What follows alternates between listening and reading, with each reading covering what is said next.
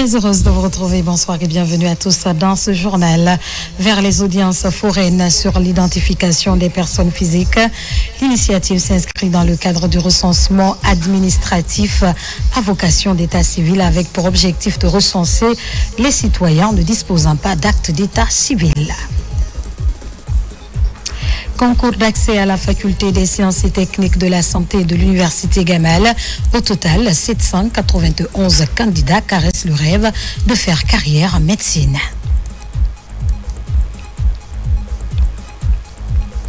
Enfin, dans le cadre de la refondation de l'État et de la rectification institutionnelle, les autorités de la transition ambitionnent de doter la Guinée d'une constitution qui reflète aux réalités guinéennes. Vous aurez plus de détails dans ce journal. C'est tout pour les sommaires. Encore une fois, bonsoir et bienvenue à tous au CNT validation du document de référence officiel des textes légistiques réglementaires. C'est le fruit de plusieurs jours d'intenses travaux à Conakry. C'est une initiative de l'organe législatif de la transition appuyé par plusieurs institutions internationales comme le PNUD, l'IFES et le CES. Le point avec Robert Siditol. Cet atelier de formation à l'initiative du Conseil national de la transition à travers sa direction des affaires juridiques et de la légistique a regroupé, outre les cadres du CNT, les 29 départements ministériels, les cours et tribunaux, le barreau, les universités, ainsi que le gouvernorat de Conakry et les 6 communes ordinaires de Conakry. Il s'agissait, entre autres, d'obtenir l'harmonisation des pratiques de l'ensemble des acteurs de la chaîne normative guinéenne, notamment la conception, la rédaction, l'examen et l'évaluation des tests juridiques. En parcourant ce guide, on est émerveillé par la qualité, n'est-ce pas, de la recherche qui a été menée, qui a abouti aujourd'hui et à l'appropriation d'un document qui, à mon avis, va servir désormais de combler ce qu'on pouvait appeler auparavant un vide. Nous avons appris et surtout avons eu un avant-goût très intéressant de ce que l'on appelle légistique. Cet outil restera dans les annales du Parlement avec la contribution et l'empreinte anonyme de chacun des participants que nous sommes et des animateurs. Au terme de plusieurs semaines d'intenses travaux, le document de référence officiel est validé par l'ensemble des participants.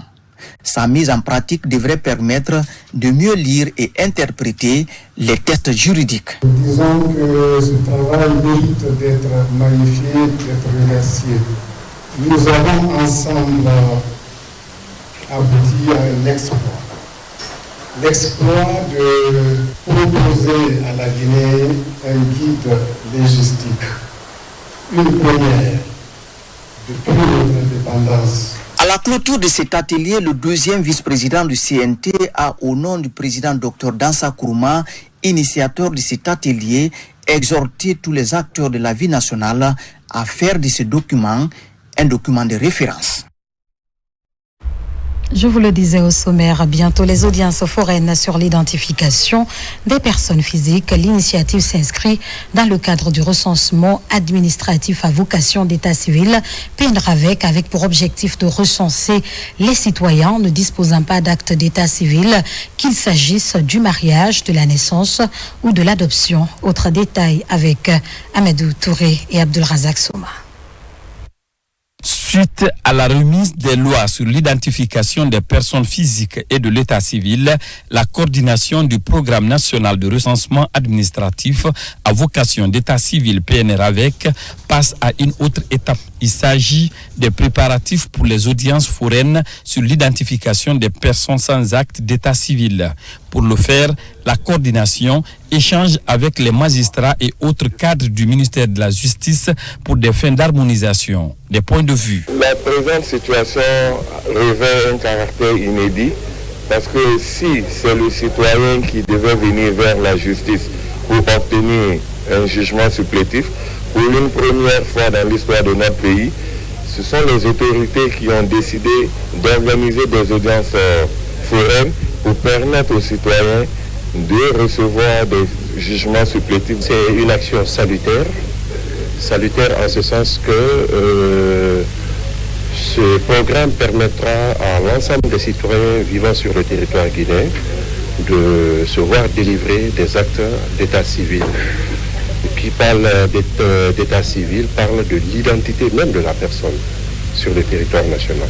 Les foraines sur l'état civil et de l'identification des personnes physiques vont être une première opération grandeur nature qui vise à rectifier un manquement de l'État envers des citoyens ne disposant pas d'acte d'état civil. Il n'y a rien de plus triste que de voir un citoyen, quelle que soit son origine et son âge et sa condition sociale, qui ne dispose pas d'identité. Et c'est pour pallier à cela que ces audiences foraines sont justement un point crucial de la mise en œuvre du programme national de recensement administratif à vocation d'état civil. Les audiences foraines visées par le programme concernent les citoyens de nationalité guinéenne ne disposant pas d'acte d'état civil relatif à la naissance, au mariage, au décès, à l'adoption ou d'être en possession d'un acte traité non authentique. Et pour garantir la santé maternelle et infantile, le général de corps d'armée Mamadi Doumbouya dote les structures sanitaires du pays en kit SONU. Après la ville de Conakry, la distribution des dons se poursuit à l'intérieur du pays. L'étape de Koya avec Kerno Roufba, Morla et Soma. L'hôpital préfectoral de Koya est la structure sanitaire la plus fréquentée de la préfecture. 150 césariennes et 400 accouchements sont effectués par mois selon les responsables. Comme dans les districts sanitaires de Kaloum, Dixim, Matam et Ratoma, cette formation sanitaire reçoit à son tour des kits de prise en charge des soins obstétricaux néonatales d'urgence. Donner un enfant, mettre une vie en vie, vraiment c'est un droit. Et aucune femme ne doit mourir en donnant la vie. Et voilà, il se trouve quelquefois que certaines personnes viennent très démunies. Donc, ils ont droit quand même aux soins. Nous sommes dans un district où le taux de césarienne est très élevé. Cela est dû à la sous-estimation de notre population, qui est une population grandissante, qui est en train de grandir de tous les côtés. Ensuite, il y a d'autres préfectures qui viennent de ce côté, n'est-ce pas, au sein de nos structures, au sein de l'hôpital préfectoral. Pour toucher plus de femmes dans cette préfecture environnante de la capitale, les 6 centres de santé relevant de Koya sont aussi dotés en kit SONU. La santé de la mère et de l'enfant est au centre de cette vaste opération de distribution. Aujourd'hui, nous avons des kits pour répondre aux aspirations de la communauté, de nos femmes, filles, pourquoi pas les familles, les différentes familles. Parce qu'une femme soulagée, c'est toute une famille qui est soulagée. Alors aujourd'hui, nous insistons sur la gratuité. On a dit qu'il n'y a pas de corruption. C'est la gratuité. Nous allons suivre, j'ai dit au DPS, à tous les chefs de centre de santé, il n'y a pas de corruption. Aucune femme ne doit mourir en donnant la vie. C'est le slogan de cette campagne de dotation en matériel de prise en charge gratuite dans les formations sanitaires du pays. Dans la cité des Agrumakindéa, les points focaux en santé de la reproduction se retrouvent. L'idée est de les outiller sur les techniques appropriées afin de réduire la morbidité et la mortalité néonatale dans les structures sanitaires de la localité. Yaya Silla pour en savoir plus. Aucune femme ne doit mourir en donnant la vie. C'est un grand défi qui s'oppose aux professionnels de santé qu'il faut relever. C'est le but de cette rencontre des points focaux venus des districts sanitaires, de la direction de la santé maternelle et néonatale et ses partenaires de l'OMS en Guinée. Ils débattent sur comment réduire la mortalité infantile et néonatale dans les structures sanitaires du pays. Et vous savez, la santé maternelle, aujourd'hui, nous avons de sérieux problèmes par rapport à nos indicateurs. Si vous prenez 550 décès pour 100 000 naissances vivantes et 32 décès pour 1000 naissances vivantes chez les enfants, et vraiment c'est encore des chiffres qu'il faut beaucoup se battre à diminuer. Et donc cette formation va nous aider, nous les points focaux SR, à prendre beaucoup plus nos responsabilités au niveau du terrain afin de pouvoir tout mettre en œuvre pour que cette mortalité maternelle puisse être réduite de façon très considérable. Le taux de mortalité des femmes à l'accouchement est très élevé. 550 décès sur 100 000, soit 7 décès par jour, liés à des complications pendant la grossesse. Au niveau stratégique, nous avons élaboré des normes et procédures ainsi que des directives. À cela s'ajoute également le plan stratégique en santé de la reproduction maternelle, néonatale, infantile, adolescent, jeune, nutrition et personnes âgées. Nous remercions vraiment la Direction nationale santé familiale de la nutrition, les partenaires qui nous appuient, surtout l'OMS qui ne se fatigue pas. Vraiment un grand merci à l'OMS. La rencontre de Kindia est le point de départ pour réaliser la performance dans les districts sanitaires. Les participants sont outillés sur les techniques à observer pour réduire la mortalité pendant l'accouchement. L'actualité, c'est aussi le lancement de la nouvelle industrie pharmaceutique en Guinée, Odav Pharma, et son nom, sa création vise à appuyer les efforts du gouvernement dans la lutte contre les faux médicaments.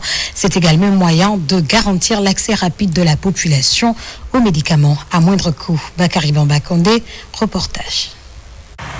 Les autorités guinéennes engagées pour la santé publique à travers la lutte contre les médicaments hors normes.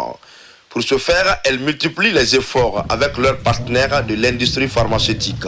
Dans cet esprit, Odav Pharma Guinée est lancé officiellement ce matin et sa gamme de produits pharmaceutiques avec une vision centrée sur le client. Nous sommes la première industrielle évoluant dans ce domaine pharmaceutique en Guinée et nous répondons à toutes les conditions de la bonne pratique de fabrique de médicaments. On va accompagner l'État dans la disponibilité des produits, surtout à coût bas pour la population. Les antibiotiques, antipaludiques ou encore les antiviraux et les anticancéreux, c'est toute une série de produits prêts à réduire l'apparition de la maladie et maintenir la population en santé dans les normes de l'OMS. Une opportunité de vulgarisation de la politique nationale du médicament et un large accès aux produits pharmaceutiques à moindre coût selon les professionnels de la santé publique. On est à fond dans le cadre de la lutte contre les médicaments de qualité inférieure. Aujourd'hui, un laboratoire vient produire localement. On peut tester ces médicaments avec le laboratoire de contrôle de qualité pour prouver que ce sont des médicaments sûrs et efficaces. Et donc pour nous, c'est vraiment un bel objectif. Pour accompagner l'État dans sa politique de santé publique, Odav Pharma fabrique les produits pharmaceutiques sur place et compte accroître son investissement afin de pérenniser sa production. Lancement ce jeudi à Conakry du concours d'accès à la faculté des sciences et techniques de la santé de l'université Gamal Abdel Nasser de Conakry. Ils sont au total 791 candidats à caresser le rêve de faire carrière en médecine. Et dès après ce concours, ils seront repartis dans différents départements de la dite faculté. N'est-ce pas, Mounir Bari? Après leur admission avec brio au baccalauréat unique, ces meilleurs bacheliers affrontent le concours pour accéder à la faculté des sciences et techniques de la santé. Une étape à la fois déterminante et indispensable pour poursuivre les études à la faculté de médecine de l'université Gamal Abdel Nasser de Conakry. Le but principal, c'est que j'ai aimé la médecine depuis mon enfance et que je compte faire la médecine, c'est pour sauver des milliers de vies. Je suis prête à 100%. Je sais qu'au début, c'est pas facile, mais j'espère quitter ici avec une admission totale. Cette année, ils sont au nombre de 791 bacheliers, dont 19 venus de l'étranger, à prendre part à ce concours. Les admis seront répartis dans les départements de la médecine, d'odontologie, de la pharmacie ou encore les sciences infirmières et paramédicales. Il a été instauré par le ministère de l'Enseignement supérieur que pour accéder à la faculté des sciences et techniques de la santé, il faudrait être un bachelier avec mention. Et donc, ce sont les bacheliers avec mention qui ont la possibilité de passer ce concours pour pouvoir intégrer la faculté des sciences et techniques de la santé. Nous allons en fait pouvoir identifier les meilleurs bacheliers pour en fait embrasser cette discipline qui est d'une importance capitale pour la vie de la nation. Et ainsi, on aura de très bons médecins qui vont en fait aider à améliorer le plateau technique dans nos hôpitaux. Pour rappel, cette faculté avait connu un temps de fermeture. Depuis sa réouverture, le ministère a instauré un système basé sur l'excellence académique. L'identification des meilleurs bacheliers et le concours sont des étapes clés qui illustre l'engagement du ministère à mettre sur le marché de l'emploi des cadres compétents et spécialistes en santé publique. Intégration socio-économique des migrants retournés au pays. L'OIM et le CNPG renforcent leur coopération. Une séance de renforcement de capacité axée sur la gestion des entreprises est initiée à leur faveur. Elle facilitera l'intégration d'au moins 9000 jeunes à travers le monde. Kerna Ousmane Diallo, compte rendu. Dans le combat pour une réintégration réussie des migrants, le Centre national de perfectionnement à la gestion va apporter sa contribution aux côtés de l'Organisation internationale pour les migrations. Au-delà de la mise à disposition de ressources financières et matérielles pour les migrants de retour, l'OIM s'engage à développer des formations sur la gestion des entreprises et c'est là qu'intervient désormais le CNPG. Pour cette première phase, une formation de 30 formateurs est initiée pour toucher plus de 9300 migrants de retour. On est dans une phase importante de développement du CNPG, dans la mesure où le projet qui est en train d'être mis en œuvre en collaboration avec l'OIM est un projet à fort impact économique et social. Le projet consiste à appuyer les migrants de retour en Guinée dans la mise en œuvre de leur micro-projet entrepreneurial. L'expérience a montré que ceux qui ont suivi des formations pareilles à travers d'autres cabinets ou d'autres partenaires, ils sont parmi aujourd'hui nos success stories en fait. L'idée c'est vraiment de les aider d'abord à se maintenir de façon durable, honnête et aussi de faciliter la gestion de ressources de budget qui est mis à leur disposition dans le cadre de leur projet de réintégration de retour. Ce premier groupe de formateurs est issu de cabinets recrutés par l'OIM avec des membres qui vont apprendre des éléments essentiels en matière de gestion des entreprises avec des modules sur la comptabilité et les ressources humaines par exemple. Les migrants de retour, quand ils reviennent, ils ont besoin de se maintenir et d'avoir des activités économiques. Et c'est dans cette logique que le CNPG s'est battu et concevoir des outils avec l'OIM et jusqu'à aboutir à une convention qui va être un modèle. Et ce modèle pourra être déployé sur d'autres institutions pour les accompagner dans la mise en œuvre en prenant CNPG comme une institution en puissance dans l'ingénierie de la formation. Avec cette stratégie soutenue par l'Union européenne, l'OIM espère davantage impacter les migrants de retour et faire émerger parmi eux des entrepreneurs qui contribueront progressivement à l'essor économique de la Guinée. Et depuis plus d'un mois, les cours de vacances sont initiés dans 75 écoles de la région de Kankan. C'est un programme du projet Suède dans l'unique but de maintenir les filles à l'école. Près de 5000 élèves, filles, suivent ces cours dans les 5 préfectures de la région. Les matières enseignées sont le français et les mathématiques. Abdul Karim Kamara, reportage. Après l'année scolaire 2023-2024, il y a encore des cours dans certaines écoles de la région de Kankan. Ce sont des cours de vacances à l'adresse de près de 5000 filles des classes de 8e et 9e, mais aussi celles qui ont échoué au BEPC. L'initiative est portée par le volet éducation du projet Suède, financé par la Banque mondiale. D'ores et déjà, l'engouement est palpable dans les salles de classe.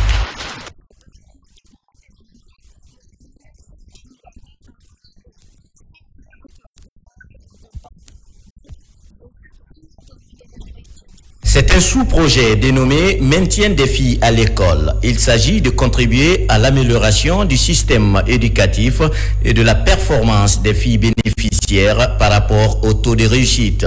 La mise en œuvre est assurée par l'Alliance pour la promotion de la gouvernance et des initiatives locales. «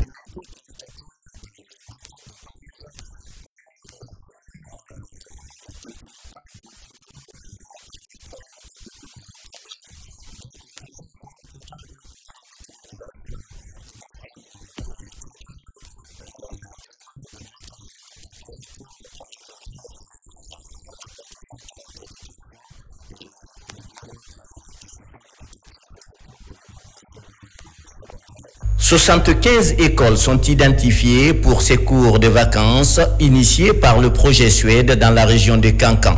Le français et les mathématiques sont les 2 matières enseignées. Partout, il existe des points focaux chargés du suivi de la mise en œuvre.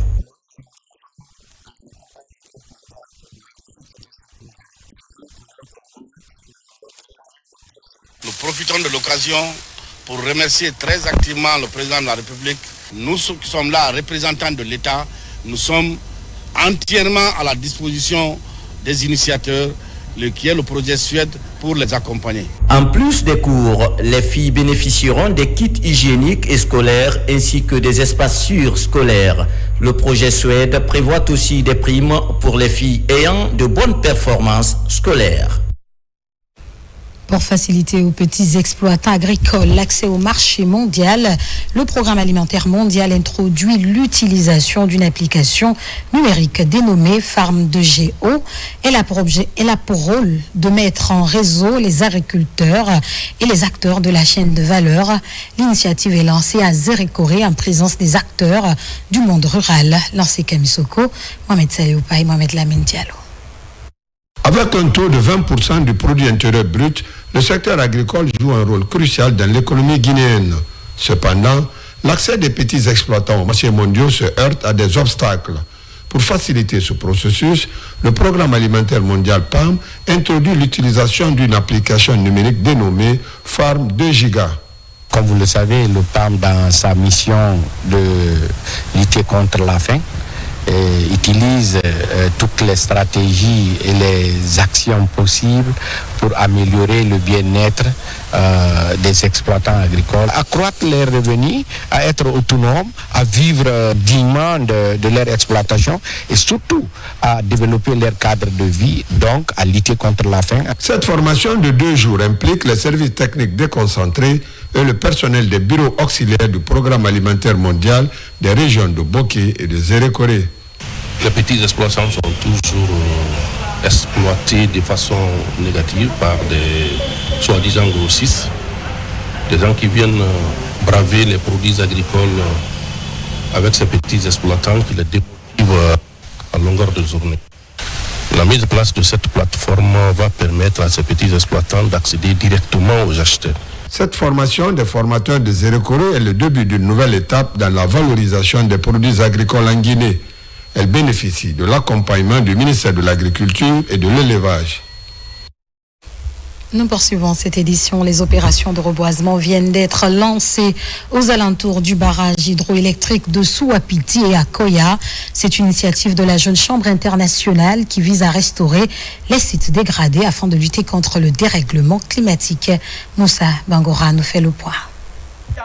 C'est ici, aux alentours du barrage hydroélectrique de Souapiti, dans la commune rurale de Tondon, préfecture de Dubreka, que cette campagne de reboisement a été lancée, initiée par la Jeune Chambre internationale Guinée, en collaboration avec les riverains.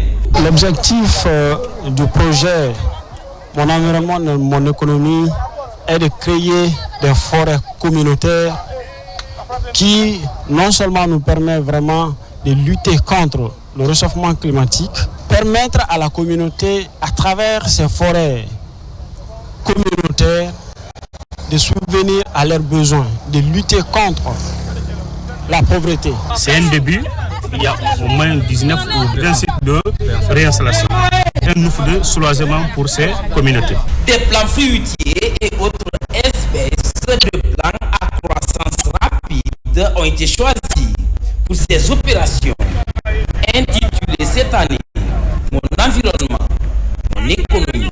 Ce projet initié par votre ONG vraiment va en droite ligne avec les idéaux du président de la République de Kordami, Mamadi Doumbouya. Cette action verte a conduit aussi ce mouvement de jeunes à Koya, le long de la route nationale numéro 1, en collaboration avec la Jeune Chambre internationale Koya Avenir. Plusieurs plans ont été mis en terre. Par ailleurs, gestion des conflits en zone minière avec l'appui de la fondation Artouam et Alcoa, 60 jeunes Guinéens issus de différentes entreprises minières de la ville de Boké ont bénéficié d'une formation de 10 jours axée sur la prévention et gestion des conflits et les questions minières. Nabilaï Moussa Kamara, Mamadou Salihou Bangora. C'est la clôture de la 3e cohorte des praticiens socio-professionnels du Centre d'excellence sociale de la Fondation Eto'Homme. Après un programme de 10 mois combinant formation théorique et études pratiques sur le terrain, les diplômés réunis au sein de la promotion Kakandé sont désormais capables de servir de médiateurs entre les sociétés minières et les communautés pour atténuer les tensions sociales. Parce que par exemple, quand moi je prends mon cas, je fais partir d'une communauté qui est impactée par des ports minéraliers. Souvent, il y a des barrages, ainsi de suite. À l'issue de cette formation, aujourd'hui, nous sommes outillés comment, c'est-à-dire éviter ces barrages dans la communauté et rentrer en contact avec les entreprises pour, disons, qu'il y ait un dialogue participatif pour trouver des bonnes solutions pour une bonne exploitation gagnant-gagnant de chaque partie. Il faut saluer, soutenir, encourager, étendre cette initiative qui consiste à former des jeunes Guinéens aux meilleures pratiques environnementales et sociales. La présentation du centre, la présentation du projet de fin d'année par les étudiants et la reconnaissance de la Fondation Alcoa pour son soutien au projet pendant 3 ans ont constitué les activités principales de ce symposium sous le thème pratique de responsabilité sociale dans le secteur minier pour un développement durable.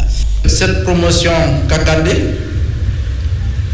va, comme les autres promotions, contribuer davantage à l'apaisement dans les zones riveraines des exploitations de nos ressources. La Fondation Aircom a obéi à 2 demandes principales de la Chambre des mines et en particulier de la Guinée. 1. Celle de former des Guinéens capables, des Guinéens professionnels. La deuxième chose qu'elle a acceptée, c'est avec beaucoup de courage et beaucoup de confiance de délocaliser ces formations-là. Ce que vous faites au Cameroun ou au Ghana ou ailleurs, faites-le ici chez nous. Après le Cameroun, le Ghana et la Côte d'Ivoire, le Centre d'excellence sociale de la Fondation Eto'Homme, créé en 2008, s'est installé en Guinée il y a 3 ans. Ce programme stratégique fête aussi les 15 ans de sa création. 3e grand titre de cette édition. Dans le cadre de la refondation de l'État et de la rectification institutionnelle, les autorités de la transition ambitionnent de doter la Guinée d'une constitution qui rassemblera les Guinéens autour d'un même idéal. Pour atteindre cet objectif, 11 étapes sont mises en œuvre. Abdoulaye Diallo. Tout d'abord, la mission de consultation des populations par les conseillers nationaux.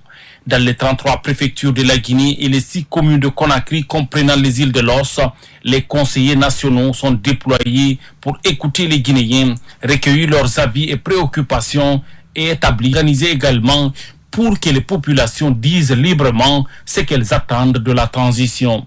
Le symposium sur le constitutionnalisme guinéen, une autre étape importante du déroulement de la transition, mais aussi un tournant décisif pour le CNT qui a la lourde responsabilité de conduire le processus de rédaction de la nouvelle constitution.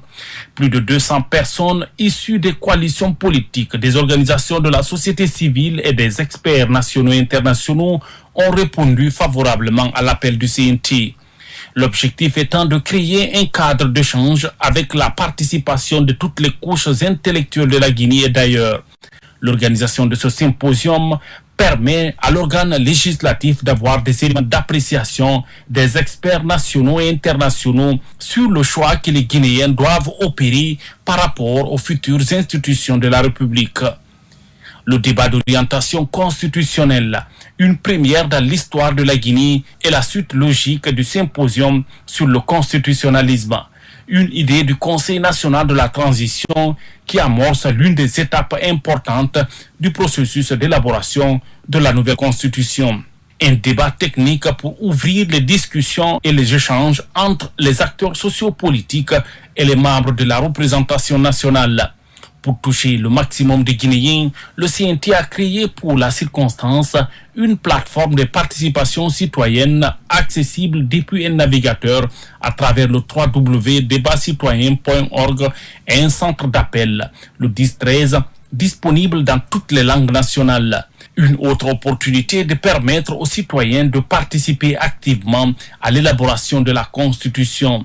Le but étant d'éliminer les polémiques, de réduire les divergences et favoriser une approche consensuelle et constructive.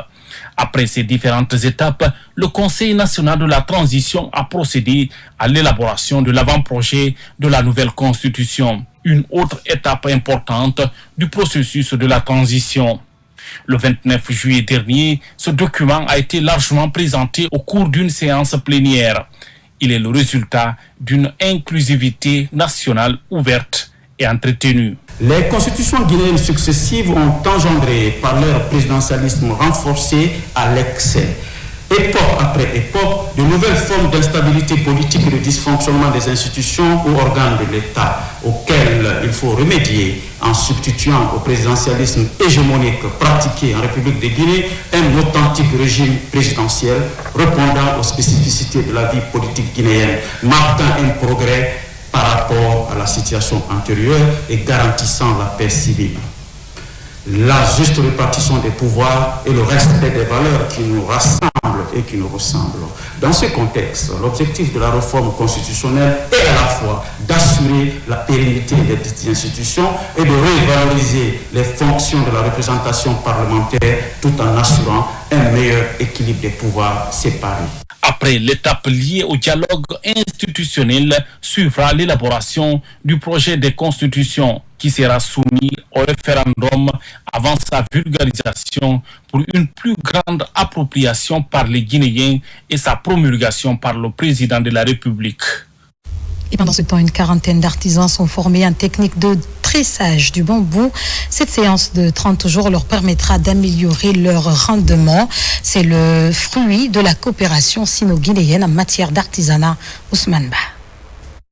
Les techniques chinoises de tressage du bambou rotin sont d'une ingéniosité légendaire. La sélection des matériaux, le traitement, le stockage et la fabrication des produits sont entre autres notions qui seront dispensées à ces jeunes artisans guinéens. Un fruit de la coopération sino-guinéenne à travers le Centre international de bambou et rotin. La Chine possède la technique de tressage. On peut dire la technique de tressage est très développée en Chine. On travaille depuis longtemps pour ce domaine. Donc on aimerait transmettre, comme dit-on, la technique ou bien transférer le savoir-faire aux amis guinéens. Ils nous accompagnent une fois de plus par leur expertise qu'ils ont en technique de tressage de bambou et de rotin, qu'ils viennent apprendre aux artisans guinéens. Donc ils viennent former les artisans guinéens aux techniques de tressage et de bambou. Cela va nous permettre de créer de l'emploi à travers les jeunes artisans qui sont ici présents aujourd'hui. Donc nous remercions le gouvernement chinois pour cela. Un mois de formation pour 45 artisans. L'acquisition de nouvelles connaissances permettra à ces jeunes d'améliorer leur façon de travailler en vue de générer davantage de revenus. Une initiative qui cadre avec le plan d'action des autorités guinéennes en charge de l'artisanat. C'est une grande satisfaction pour nous parce que 45 jeunes qui seront formés au tressage de bambou, ça veut dire qu'on aura une pluralité et vraiment de beaux designs en matière de bambou et de rotin. Et aujourd'hui, c'est vraiment des produits qui sont beaucoup consommés par les Guinéens. Donc, ça ne peut être qu'un avantage pour les artisans, mais aussi pour l'ONPA, parce que nous, notre objectif, c'est la promotion. Et qui parle de promotion parle avant tout de la qualité des produits. Cet appui est un acte qui s'inscrit dans la dynamique de raffermissement de la coopération artisanale entre la Chine et la Guinée. L'an dernier, 23 artisans ont bénéficié d'une bourse de formation en tressage de bambou en Chine. Une autre bourse sera offerte à d'autres équipes en 2025, ont relevé les deux parties. Et disons qu'à Timbo, il n'existe aucun spécialiste en broderie, couturier et couturière à court vers le centre-ville de Mamou pour broder les habits des clients. Constatant ce fait, l'Office national de formation et de perfectionnement professionnel lance une formation en art de la broderie dans la localité. 50 couturiers bénéficient de ce programme. Moussa Komara, reportage. À Timbo, la couture est devenue un métier très convoité. Plus de 45 ateliers s'y trouvent, mais aucun spécialiste en broderie. Pour pousser les limites de ces maîtres et maîtresses en couture, le ministère de l'Enseignement technique et de la formation professionnelle, à travers l'Office national de formation et de perfectionnement professionnel, lance cette formation en art de la broderie. 50 personnes à former, principalement des dames en broderie à Timbo. C'est très simple, c'est donner une réponse au manque de métiers de broderie ou de spécialistes en broderie à Timbo pour éviter que les couturières, les dames de Timbo se déplacent pour aller à Mamou et pour faire ces prestations, ces finitions et ces belles parures pour les citoyens de Timbo. Le programme est nouveau dans la ville et plusieurs procédés de la broderie moderne seront enseignés. Entre autres, la création des motifs centrales et géométriques, l'utilisation des lames striées ou encore la pose du ruban.